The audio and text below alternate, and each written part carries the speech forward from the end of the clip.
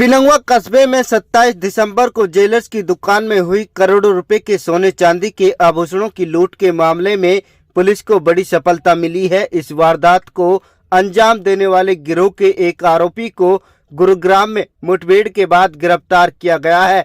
गिरफ्तार आरोपी की पहचान जयपुर निवासी यादराम के रूप में हुई है। इस मामले में बीती रात क्राइम ब्रांच सेक्टर 40 गुरुग्राम के इंचार्ज हैं सब इंस्पेक्टर ललित, तो उनके पास एक इन्फॉर्मेशन थी कि एक शातिर अपराधी है जिसका कि नाम यादराम है और ये इसके ऊपर काफी ज्यादा मुकदमे हैं। फिलहाल 1 लाख का इनामी बदमाश है। इसको सोना के एरिया में कहीं देखा गया था, तो क्योंकि मेवात के आसपास का एरिया था तो इसलिए नजदीकी जो मेवात की क्राइम ब्रांच थी उन लोगों को भी लूप में लेकर के और एक ज्वाइंट टीम बनाई गई है पुलिस के द्वारा। इनके द्वारा महेंद्रवाड़ा सोना से गुरुग्राम की तरफ जो रास्ता जाता है, महेंद्रवाड़ा का एक गांव है, उसके आसपास में नाकाबंदी करके और इस आरोपी की जो तलाश थी वो की गई। कुछ देर बाद ही एक बाइक पर एक युवक आता हुआ दिखाई दिया।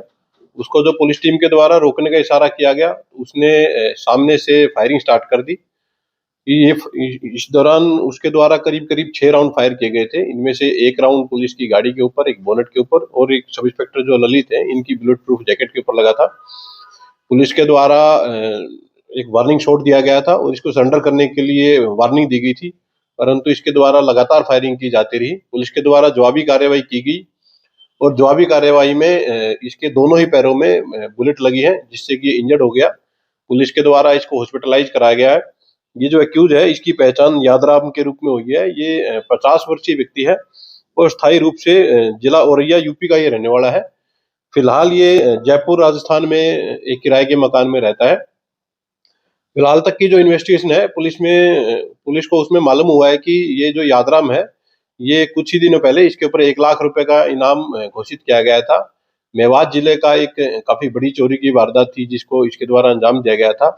उस मामले में इसके ऊपर 1 लाख की इनाम थी, वो डिक्लेयर की गई थी।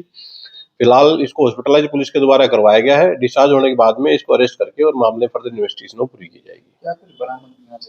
देखिए, एक्यूज से जिस बाइक पर वो सवार होकर के आया था वो बाइक, एक देसी कट्टा, इसके अलावा एक पिस्टल और घटनास्थल से उसके करीब 9 खाली कारतूस और 2 जिंदा कारतूस बरामद हुए हैं। घटनास्थल से कुल मिलाकर के 9 खाली कारतूस और 2 जिंदा कारतूस बरामद हुए हैं। इसके अलावा एक्यूज से बाइक और 2 वेपन से वो पुलिस के द्वारा इसमें रिकवर किए गए। लूट, चोरी और हत्या की वारदात में क्या है? ये जो आरोपी के अगेंस्ट केसेज हैं ये उत्तर प्रदेश, राजस्थान, मेवात और गुड़गांव में अलग अलग ये केसेज रजिस्टर्ड हैं।